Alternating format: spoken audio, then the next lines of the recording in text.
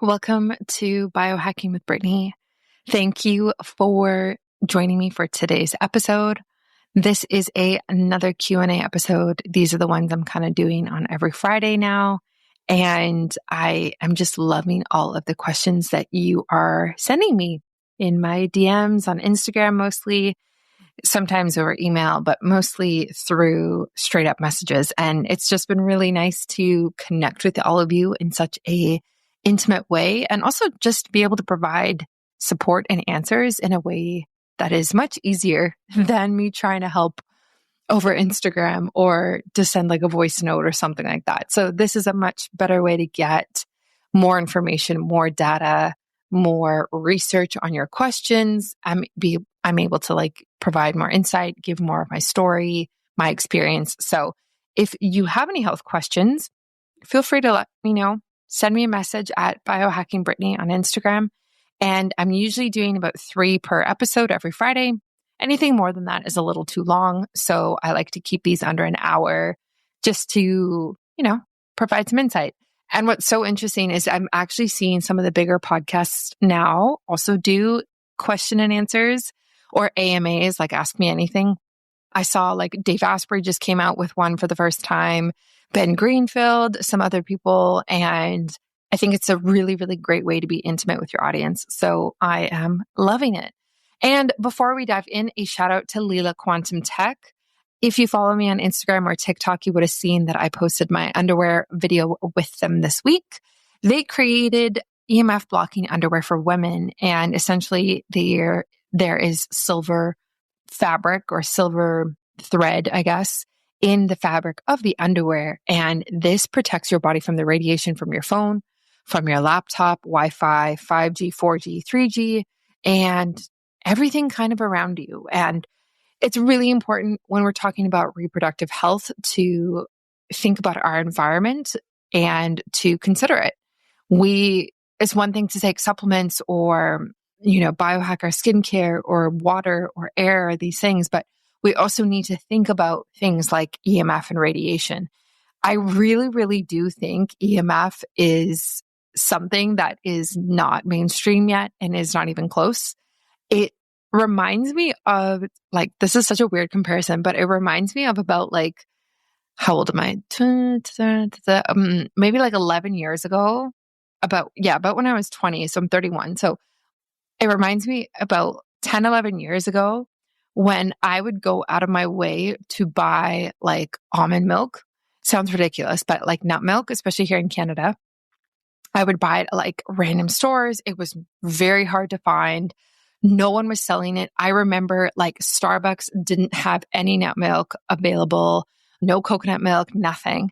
And I remember my family thinking I was absolutely bonkers for going out of my way to find this milk. But I knew that I wasn't going to drink the milk that I had had access to in the stores because it was garbage. And they thought I was crazy. And that's what I feel like EMF is right now, is I'm protecting my body, protecting my house, thinking about radiation, how it affects my kids, my husband, all these things. And people are like, what are you talking about? But I think in 10 years, everyone is going to be much more aware of it. And it's going to be as simple as ordering, nut milk at Starbucks. I feel like it will be that comparison. And so you might as well be ahead of the curve and start biohacking your environment now. So check out Leela Quantum Tech. I have both of their different designs. Use my code, you get 10% off. You actually get 10% off of all of their products. I have their quantum block in my house as well. And I have a couple of their other things. So definitely recommend that for you. And then a shout out to Wellness. I know you guys love this because I see you using their products. Wellness is spelled Wellnesse. That is the brand by Katie Wells, Wellness Mama. And I use her toothpaste. I literally just bathed my son right before this and brushed his teeth with the Wellness toothpaste for kids, strawberry flavored. Now it's great because it's actually super clean, non-toxic, high performing, which we love. Doesn't have any garbage in it. Really actually is high standard toothpaste. Same with their hair care, their deodorant, and everything like that. use my link, save. I think my link saves you 12% on all of their products. Love their stuff. Use it for my family. If I trust it, you can trust it. I hope you feel like that. Definitely check them out because I do love their products. All right, let's dive into this listener Q&A. I'm going to be covering like biohacking sleep, recovering from a C-section, and psychedelics, especially in the States. So we're kind of all over the map today, but these are my favorite episodes because you're always going to learn something new. So this person wrote, I think that they've responded to a few of my different stories, but it was such a simple question. She just wrote, anything you do to enhance sleep. So there's so much I do. Even right now, as I'm totally transparent with you, I'm sitting down recording this after putting my kid to bed. It's 7 p.m. Ugh. I usually do not go on my computer this late at night. I'm not kidding. So I'm sitting here and I have my blue blockers on because otherwise I would have like much poorer sleep in the next few hours. And I do not need that right now. So sleep is not just about getting enough hours. It's about deep restorative sleep that enhances recovery, hormonal balance, and brain function. If you're a mom like me or a high achiever, like so many of us, optimizing sleep is a non-negotiable biohack. And this is what is working for me. Now, mind you, again, I have a baby, so I do not sleep throughout the night. I haven't slept throughout the night. I don't even remember the last time I did. I didn't sleep throughout the night at all when I was pregnant. So it was before I was pregnant was the last time I slept throughout the night without waking up. Yeah. So if you're thinking about kids, just really be ready for the impact on your sleep. But there is a lot I do to kind of mitigate the interruptions that happen because I have a kid. So there is stuff that you can do that even if you are being woken up early, maybe your partner goes to work early or comes in late, or you get up to feed the baby, something like that. Like there is actually stuff that you can still do that kind of reduces that interruption, and it makes it a lot less, it basically makes it a lot less intense or disruptive, honestly, on your sleep cycle. And there is a lot you can do. So it actually starts before you go to bed with the pre-bed wind down.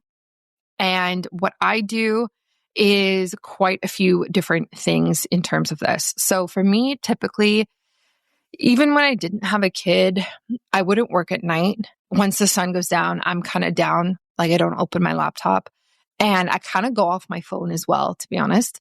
And I just try to limit the screens that are in my face, especially screens like a computer or a phone that are so up close and personal with your body, with your eyeballs. Blue light from screens reduces melatonin in the body, and melatonin is our sleep hormone. And so we need that melatonin. It's the lowest in the morning, highest at night. So if you're sitting there on your computer or on your phone scrolling before bed, that is like the absolute worst thing you can do for a good night's sleep. So turn your phone off, shut down your computer.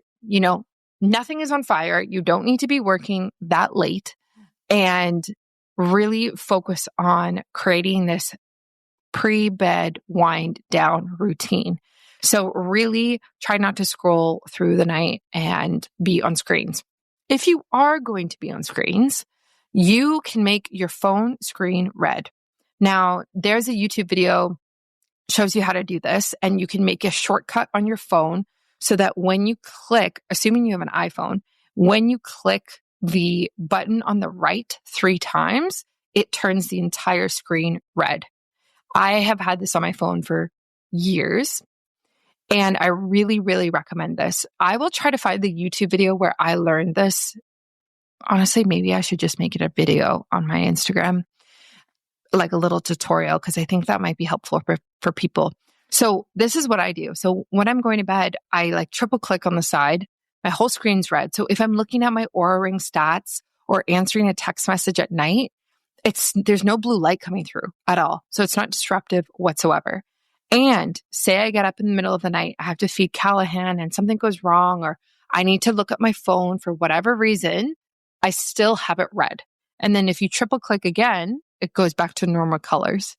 So I only turn back the normal colors once it is morning time and the sun is up.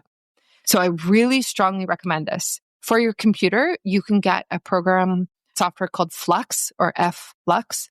And this basically dims the light and dims the amount of blue light that comes through in accordance to where you're located and the sunrise and sunset. It does it automatically. It's really great. I use it every single day.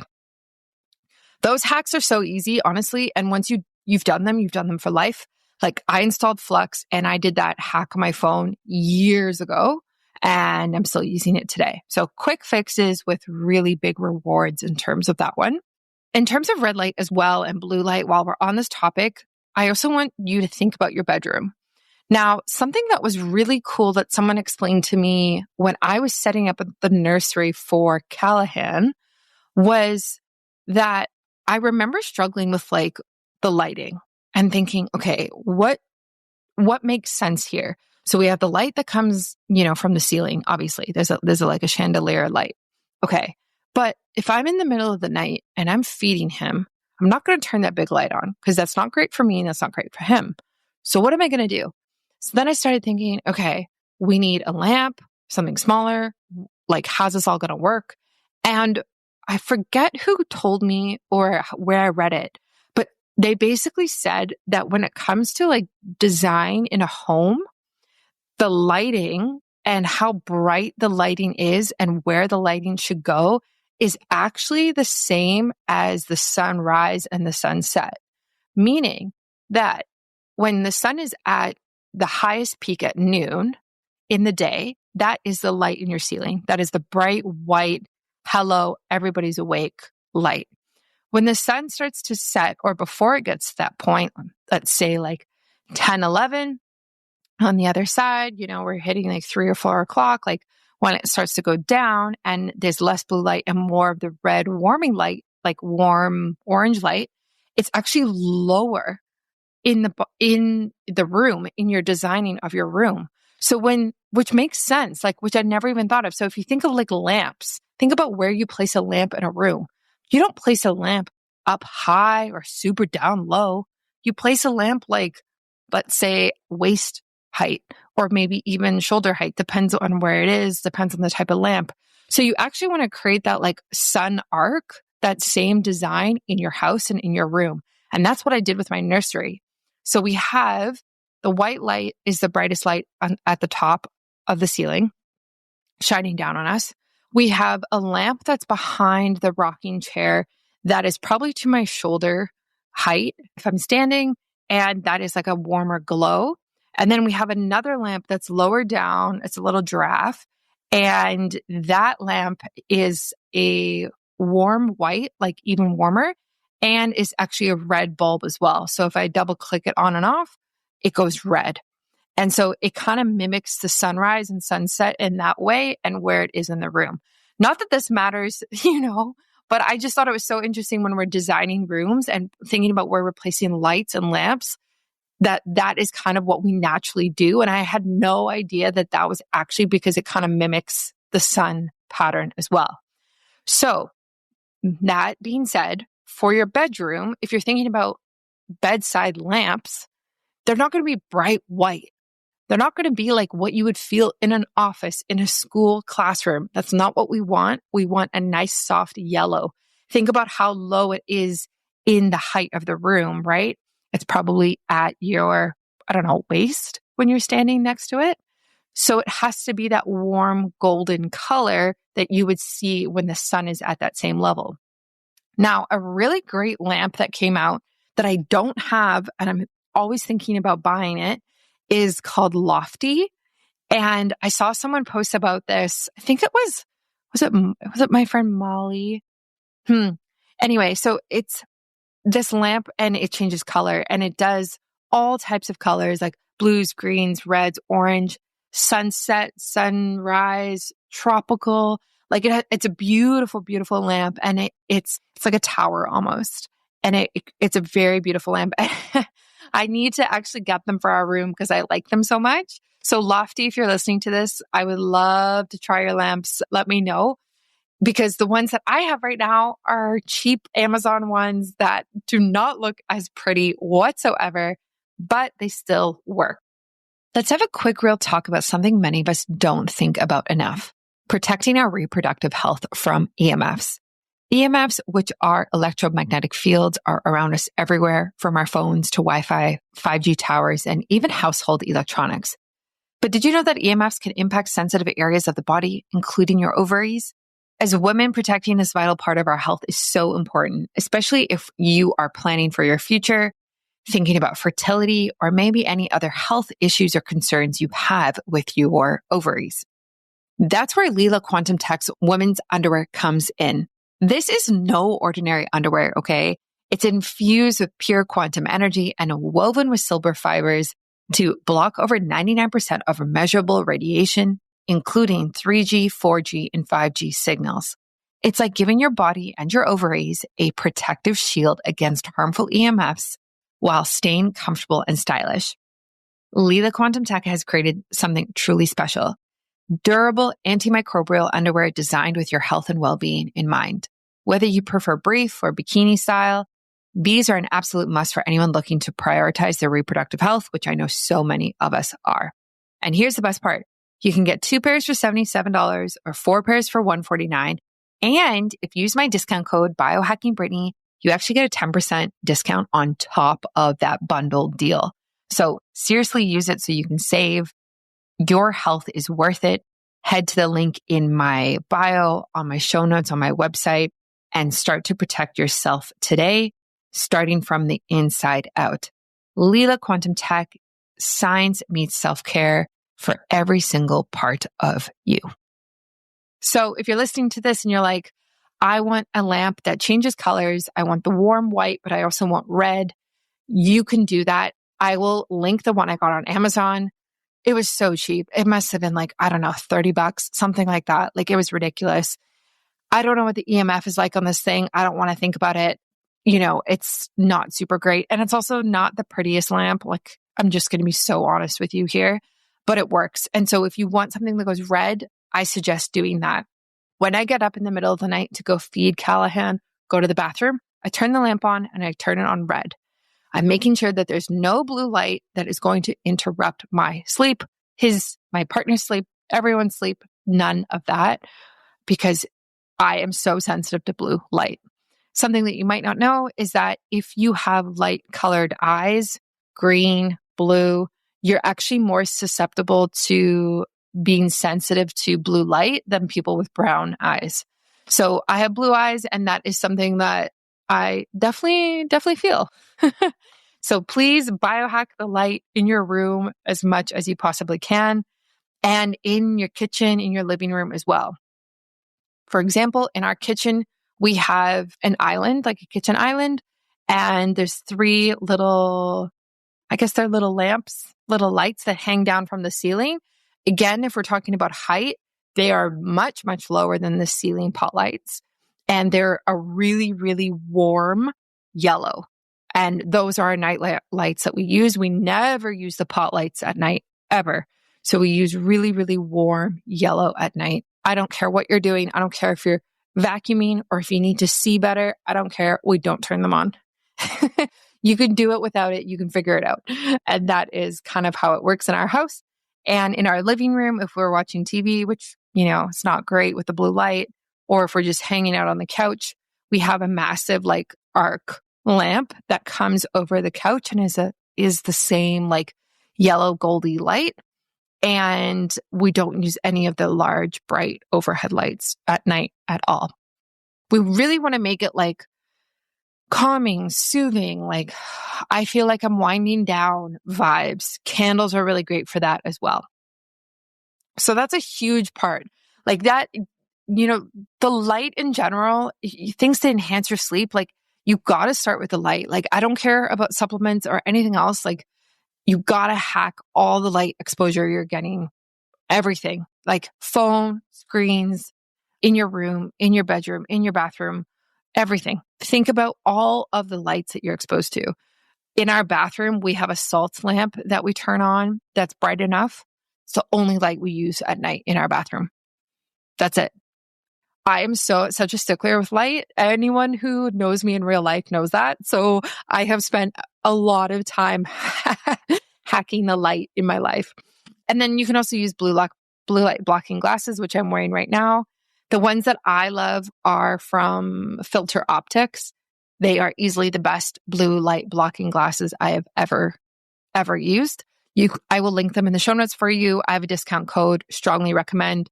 They are fashionable. They are high tech. They are beautiful, and they're actually high quality. I can't tell you how many blue light blocking glasses I have tried that are garbage, that arrive and they are flimsy plastic, feels like something I bought from the dollar store, and I end up tossing them or giving them away because I'm just like, what am I wearing? This is terrible quality. So be very careful when you're buying blue light blocking glasses because so many are garbage. And when I receive products like that, or I buy products like that, whatever, and it's really low quality, I don't trust that the lens is actually high quality and doing what it's supposed to do. Because if you're cheaping out on the plastic and how they're actually engineered, then I don't think the glass is like proper either, right? So you pay for what you get. And so Filter Optics is definitely worth every penny, in my opinion. You can also create some sort of like evening bath ritual. A warm bath raises body temperature. And as it cools down, it signals to your brain that it's time for sleep. This is actually proven, the hormonal cascade that occurs with this. And this is why with kids, with babies, a bath time is so, recommended for part of the bedtime routine, is because it has that like body temperature rise and then drop that then increases melatonin and helps baby sleep. So strongly recommend that. You can add Epsom salts, magnesium salts to the bath to kind of help as well with like stress, calming down. You can do a few drops of lavender essential oil, which is really nice. And then you can also use candles and those types of things as well. There are supplements you can use for deep sleep. The number one supplement that I would recommend, if you're not taking it already, is magnesium. Magnesium glycinate specifically supports nervous system relaxation and helps with muscle recovery. I take BiOptimizers magnesium breakthrough. It has I think it has 7 different types of magnesium in it, which is crazy. And magnesium is involved in over 300 processes in the body. Most people are deficient in magnesium. You've probably heard it before. If you're not on magnesium, take magnesium. Seriously. And if you are going through a very stressful period in your life, emotionally, psychologically, physically, you need to actually up your magnesium. If you're somebody who drinks a lot of alcohol, you need to up your magnesium. If you have a lot of processed food and takeout food and fast food, you need to up your magnesium. What else? Pregnancy for sure. You definitely need to be thinking about your magnesium levels. If you're recovering from birth, absolutely, you need to be watching your magnesium as well. And so I just stick to the BiOptimizers magnesium breakthrough. I trust them and I love their products. You can also try glycine about 3 grams before bed. Research shows it lowers body temperature, helping with sleep efficiency. And then you can also think about your gut health and the probiotics you're taking. There is the gut-brain axis, and that is something that is worth a whole podcast episode on its own. Optimizing gut health can actually help impact your sleep through that gut-brain axis. So think about your probiotics. And I don't want to dive into this, but I'm just going to say it quickly. I got my gut health test back from Tiny Health. I got mine back, my husband's back, and my son's back. And holy matrimony, I have so much to say. And I cannot wait to do a podcast episode on this and release Instagram content and let you know all of the deep dives I have been doing this week on gut bacteria, how it impacts my skin. I feel like I knew a little bit about like how the gut worked beforehand. No, that's a lie. Okay. I knew quite a bit, but I feel like I wasn't very well versed in the different types of probiotics and types of bacteria.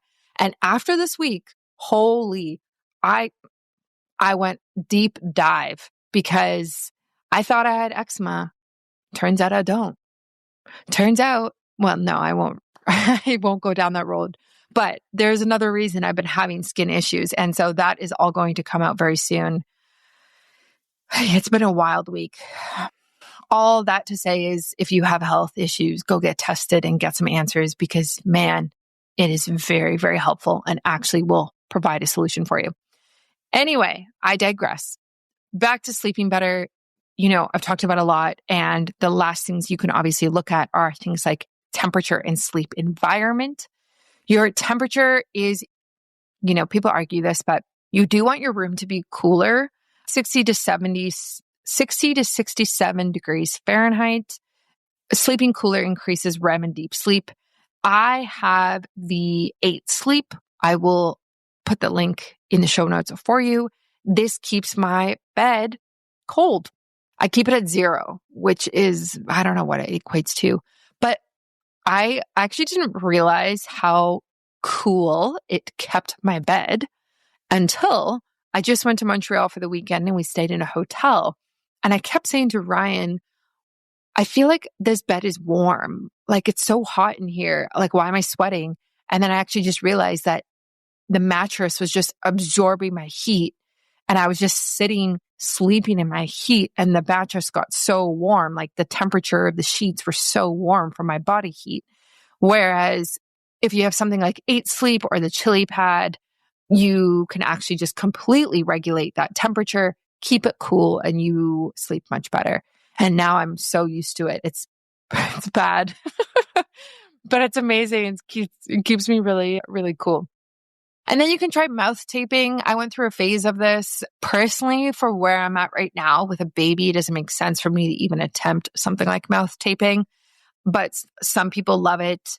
It promotes nasal breathing, which enhances oxygenation and reduces nighttime wake-ups. I wake up no matter what, so it doesn't really matter right now. Last but not least, think about tracking your sleep. You can try the Oura ring or a Whoop. I have a Oura ring. I have a Garmin watch that's new, and I am thinking about trying the, what is it called? Ultrahuman ring. I don't have it yet. I like the Oura ring. My battery sucks right now, to be honest. I would love to get the new generation. I think I have Gen 3 and Gen 4 just came out, but the stats on the Oura ring are incredible in terms of sleep. Can't argue that. And so I will just continue to use it. Okay. I feel like I gave you so much context and so many, places to start there. Let me know if you have any follow-up questions. Toothpaste. We all need it and use it daily, but have you ever read the ingredients of your toothpaste or noticed the FDA poison warning on there? If not, keep on listening for some surprising information that your dentist might not be sharing with you. Fluoride has long been a common ingredient in many commercial toothpastes, hailed for its ability to prevent cavities. However, recent studies have raised concerns about the potential health risks associated with fluoride exposure. These risks include thyroid dysfunction, dental fluorosis, skeletal fluorosis, and potential neurotoxicity. Given these concerns, Wellness offers a safer alternative that doesn't compromise our health, yet remains effective. Why choose Wellness toothpaste? It is founded by Wellness Mama Katie Wells, and Wellness is dedicated to natural health and uses hydroxyapatite instead of fluoride, a game changer in oral care. Here's why it is a better choice. It's fluoride free, eliminating all the health risks that I just talked about. The natural hydroxyapatite formula strengthens enamel and whitens your teeth. Plus, it's crafted from natural ingredients, gentle on gums, and eco-friendly. I love it. I use it all the time. I love the taste of it, and I don't think I will switch to anything else. So make the switch for yourself today to Wellness toothpaste. Visit wellness.com and use code BioHackingBrittany for 12% off your order. That's Wellness spelled WELLNESSE.com. Safeguard your health with Wellness because your smile deserves the best. This person wrote in, she's so sweet. So A little context behind this. She just found out that her baby is breech as well. She's having a baby boy, breech. I think she just found out, and she's almost at the end of her pregnancy as well. And that's exactly what happened to me. And she planned a natural home birth, and now she can't do it. And she's thinking about doing a planned C-section. So she's talking to me about C-sections. Please go listen to my birth podcast if you haven't. There's so much information in there about my story. If any of that relates to you, definitely listen to that. But her questions are recommendations for C-section recovery and scar care. Do you feel like it impacted your physical health journey postpartum? I love working out, and I'm just so scared of how much it may set me back. Oh, okay. So first and foremost, I kind of said this in my initial answer to her, is that your physical health journey postpartum is going to be affected by your birth no matter what, whether it's a C-section or vaginal birth. There's no way around that. Like, it's impossible. It's going to happen. Your recovery is going to look very different if you're going to have a C-section versus a vaginal birth. Now, a vaginal birth, which is what I planned as well, I was going to do the whole 40 days, or 5-5-5 method, which is like five days in bed, 5 days on bed, 5 days near bed. I was planning to do that. I was planning to be as like gentle, not gentle, I guess gentle, but like as still and not moving as possible. However, with a C-section, what I was told after my C-section by my doctor was that you actually do want to move, and you do want to be a bit more active than you would be, and you want to be more on your feet than you would be if you were to have a vaginal birth. A common misconception is that after a C-section, you should be in bed resting like you would after a vaginal birth, but actually you want to be up and moving sooner, but obviously in a very gentle way. The reasons for this are movement reduces scar adhesions. So over 93% of C-section mamas experience internal scar adhesions, which can lead to discomfort, mobility issues, and even digestive problems if left untreated. Walking and gentle stretching can help prevent this. It prevents blood clots. Since the C-section is a major abdominal surgery, staying in bed too long can increase the risk of blood clots. And it promotes better core healing. Light movement, like walking and diaphragmatic breathing, helps restore intra-abdominal pressure, reducing long-term core dysfunction.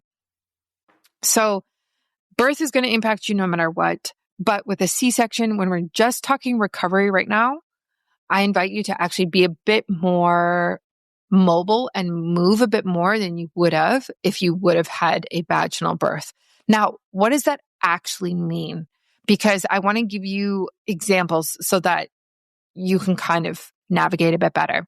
So weeks 1 to 6 are the most gentle time. You want to have a lot of gentle movement and scar care. So start with daily walking, even if it's just 5 to 10 minutes a day. This helps with the circulation, the digestion, and the healing. When I started out, I would kind of, we have a house, so we have stairs. So that's all I was kind of doing. Up and down the stairs, slowly, very slowly, like gentle, like just, you know what I mean? I wasn't even carrying the car seat. If we were going out when we left the hospital, I wasn't carrying anything heavy at all. I wasn't lifting up heavy things, nothing like that.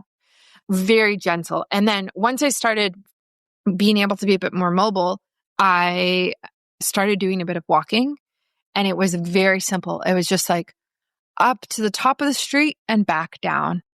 And that was it. And it was summertime, so it was easy. I didn't have to bend down to put like boots on or anything like that. It was literally like flip-flops, and it was like a stroll. It was very, very, very slow pace. Okay.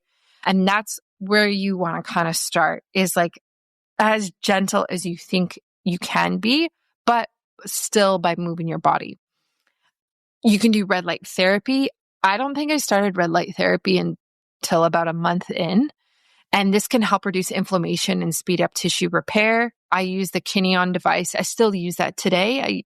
And I recommend that basically for your first year postpartum on your scar, just to help with reducing inflammation.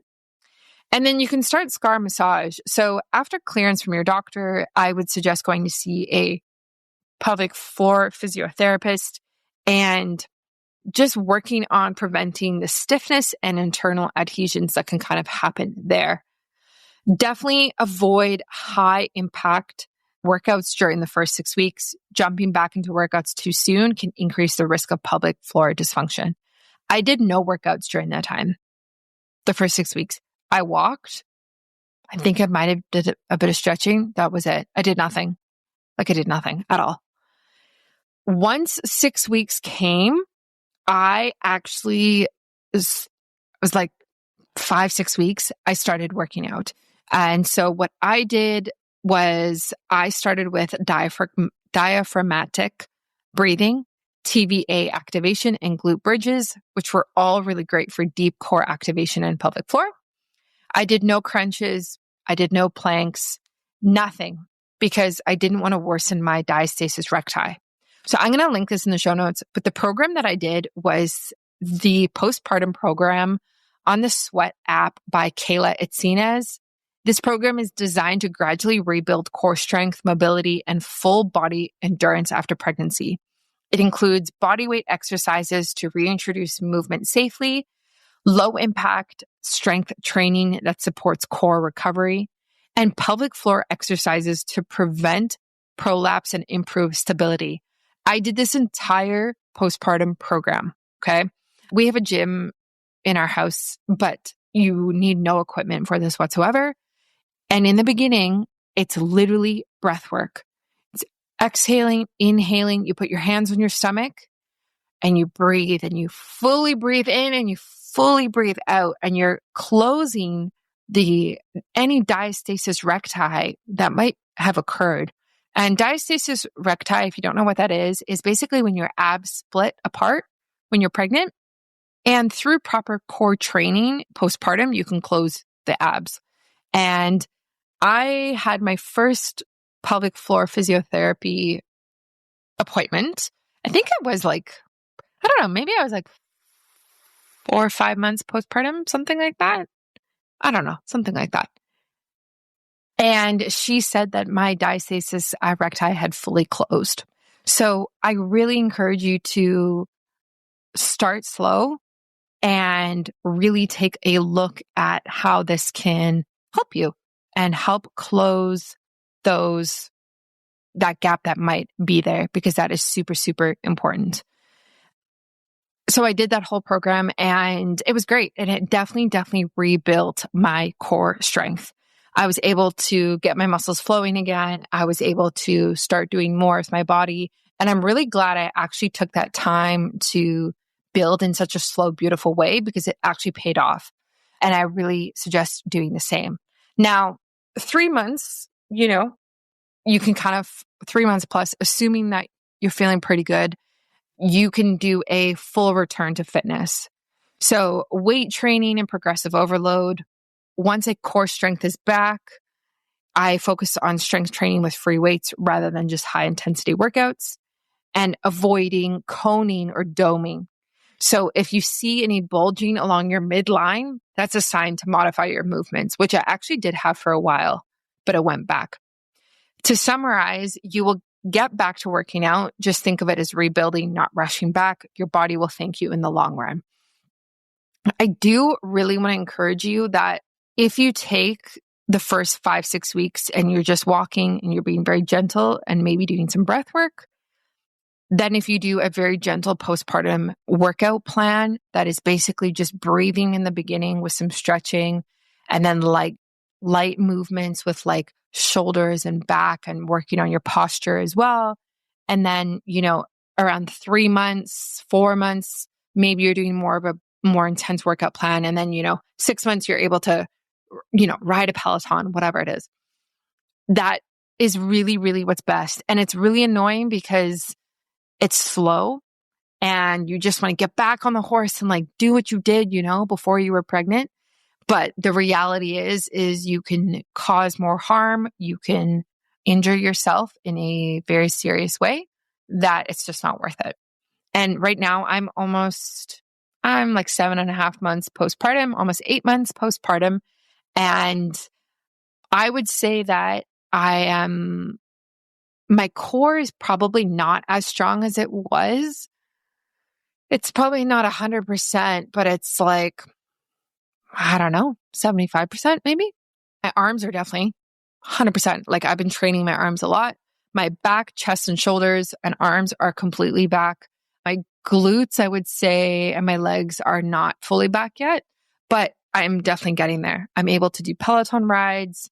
I work out almost every single day in some capacity. And so you are able to do that. Just give yourself lots of time.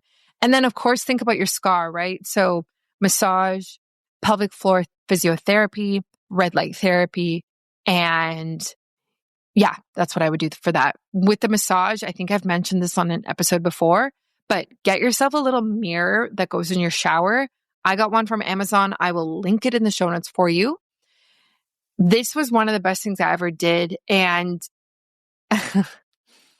it's like so ridiculous thinking of it now, but my husband installed the mirror in my shower.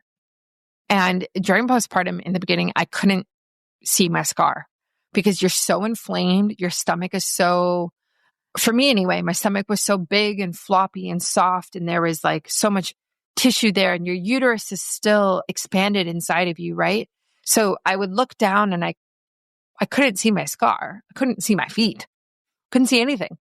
And I remember when my husband put up the mirror in the shower, and I remember standing in the shower for the first time, and the mirror is like at the same height level as my scar.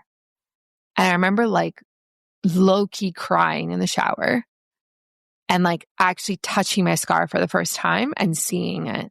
And it was such a moment because, and like this is so beyond the scope of this question, but I felt so disconnected from my birth.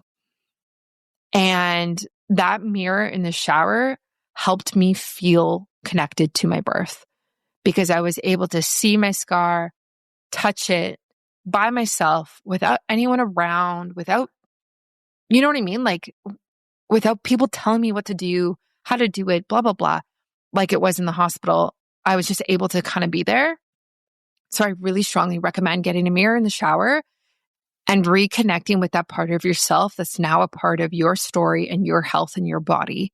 And I do think that there is a healing component to a surgery that we cannot see. Whether you want to say it's spiritual, sure. Spiritual, emotional, psychological, all of it, honestly. There is that component to any type of surgery that we cannot, see, or even energetically. It's almost like the energy around the C-section is maybe a better way to put it. And so I think for me, when I had that mirror in the shower and I would start to do my massages and kind of like feel my C-section scar and like be in tune with my body, like it was like I was being in the energy of what happened and I was able to emotionally work through what happened and come to terms with the fact that I had a C-section. And so I strongly recommend doing that. In conjunction, I also think getting a therapist would be great. And postpartum recovery in general, everything I've ever said about it as well. Like postpartum depletion is significant. Even months later, I just went through a really hard time in the last 6 weeks with this, and it's hard. It's really hard. So make sure you cover your bases in terms of support around you, sleep the best that you can, nutrition, supplements, environment. Try to have fun in some way, even if that means like binge watching TV when you have a moment. Like so much to be said about postpartum recovery. I hope that kind of, gave you some insight at least. Okay. Last but not least, LSD/psilocybin recommendations in the US. You know what's weird is I actually have a few people who have hit up my DMs recently asking for my recommendations in the US. And what that tells me is that a video on TikTok or Instagram that was old when I was talking about this is probably recirculating or getting more views again. And people are hitting me up on DMs to try to find my sources. Because I don't talk about psilocybin or LSD right now, mostly because I don't do it because I'm breastfeeding and I can't. And I would love to. And on that topic, my contact in this realm actually knows people and knows moms who do microdose with psilocybin. I'm not sure about LSD, but microdose with psilocybin, even breastfeeding, to mitigate the effects of postpartum depression, anxiety, OCD, or anything like that. This is not something I have tried. I've thought about it many times because I have it in my house. It would be very easy for me to pop a cap, a very small amount. I'm on the fence with it because there's absolutely no research. Why would there be research? How would they do that? How would they find that research? Imagine those research studies. They would have to find, like, it's probably like low-key unethical because you would have to have moms who would agree to do it. They would have to test the breast milk. You'd have to test the baby's health. It's probably never ever going to happen. So yeah, I don't know. It's not something I've tried. I'm not saying I never will. I don't know. I've thought about it. But anyway, so it's not something I'm doing right now. But yes, I do have recommendations. But we obviously have to be careful because unfortunately, psychedelics are still not legal everywhere in the US. Now, this is changing, which is great. So psilocybin, magic mushrooms, whatever you want to call it, is legal for therapeutic use in places like Oregon and Colorado. It's decriminalized in cities like Denver, Oakland, and Washington, D.C. For LSD, it is still federally illegal, but research is emerging on its potential for neuroplasticity and mental health support. When I used to microdose with LSD, man, those were good days. I got so much done. So much done. And let me tell you, the moment I'm done breastfeeding, I'm going to be back on that because it's phenomenal. It is phenomenal. And it's honestly the smallest amount. It's not like you're not hallucinating. You're not tripping. You're not nothing like that of the sort. It's just like, how do I describe it? LSD is like, it just like it's like brain fuel. It's like 10 cups of coffee in a drop, something like that. You know what I mean? It's phenomenal. Psilocybin, when I used to microdose with psilocybin, I did a lot of inner healing, a lot of creative work, loved it, and cannot wait to do it again. Psilocybin is more of like the creative side. LSD is more of like the get stuff done side. It's almost like psilocybin is feminine and LSD is masculine, is kind of how I would point those out. Then we have ketamine assisted therapy. And while it's not a psychedelic, ketamine is FDA approved for depression and is offered in many clinics across the US. Potential benefits of psychedelics. So psilocybin and mental health. There was a Johns Hopkins study found that psilocybin therapy can reduce depression and anxiety symptoms by 80% in treatment-resistant patients. It's pretty incredible. And LSD and microdosing. Some studies suggest that microdosing enhances creativity, focus, and cognitive flexibility without a full psychedelic experience. I have microdosed with psilocybin many times. Like we're talking like 2 to 3 times a week for months. So I have a lot of experience with psilocybin, not as much with the LSD, but I still have some in my fridge right now. And I have not done ketamine. I would try it. And I would also do ayahuasca as well. And I would also do, what is the frog poison one called? I know a friend who does that in the States. Now, unfortunately, I don't have a lot of recommendations in the States because I am in Canada. So my supplier is Microcybin. I will link them in the show notes. And they have beautiful products. If you're in Canada, you can buy it online. They're great. And I know the owner. He actually lives in Costa Rica. I visited him a couple years ago when I was there for my wedding, and he's great as well. And I just reconnected with him. So I'm curious where his business is at. And yeah, maybe we'll do a little collab or something together. Definitely explore psychedelics safely. Think about your set and your setting, which is your mindset and your environment are crucial. Do not go into it with negative thinking or around toxic people or in an environment that is like sketchy. But honestly, I would say that recommendation of like mindset and environment is very much focused on when you're not microdosing. When you're microdosing, you don't really need to worry as much about that. I've never had anything, never had a bad experience microdosing. And then there's obviously therapeutic retreats. There are legal psilocybin retreats in Oregon, Jamaica, and the Netherlands. I've not been to one. I would go to one. And yeah, ayahuasca, Costa Rica. It's like one of the most main places for it. You could definitely check that out. So I know I wasn't able to actually give you a contact or a company in the US. I just have my Canadian company, but we're getting there. And psychedelics will definitely be more popular in the years to come. Okay, that's a wrap for today's Q&A. If this episode resonated with you, please DM me on Instagram at BiohackingBrittany and let me know what you think. I'd love to hear from you. And a quick reminder to please leave a review, a rating, subscribe, follow the show, all those good things. Thank you for tuning in, and I will catch you next time. Thanks for listening to another episode of Biohacking with Brittany. If you're interested in finding the show notes or the sponsors for this episode, you can do so on my website, which is biohackingbrittany.com. Remember to follow me on Instagram, where I'm most active. My handle is at biohackingbrittany. And if you're interested in working together and you want to email me directly, you can do that. My email is info@biohackingbrittany.com. And I look forward to hearing from you and having you tune in next week.